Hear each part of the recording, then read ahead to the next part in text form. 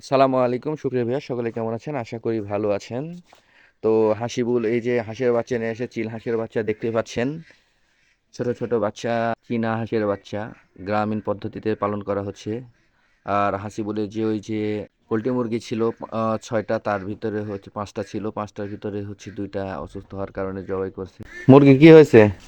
তো হাসিবুলের একটু মন খারাপ, তার মুরগি অসুস্থ হয়ে যাওয়ার কারণে সে চাইছিল এই মুরগিগুলো অনেক বড় বড় করবে, 5 কেজি 4 কেজি ওজন করবে, কিন্তু হাসিবুলের আর হলো না। আর যেহেতু বাসায় বাড়িতে ফেলে গ্রামীণ পদ্ধতিতে পালন করা হয়, এই জন্য ওই যে দোকানের মুরগির চেয়ে এই মুরগিগুলো অনেক খেতে সুস্বাদু, কারণ হচ্ছে এখানে কোনো ভ্যাকসিন ব্যবহার করা হয় না, শুধু ফিড এবং চাল দেয় এই মুরগিগুলো পালন করা হয়। মুরগিগুলো ঠান্ডা লাগার কারণে আজ এই অবস্থা হয়েছে। তো সুপ্রিয় ভিউয়ার্স, আজকের মতো বিদায় নিচ্ছি। দেখা হবে পরের কোনো নিত্য নতুন ভিডিওটি। আশা করি সকলে ভালো থাকবেন। আসসালামু আলাইকুম।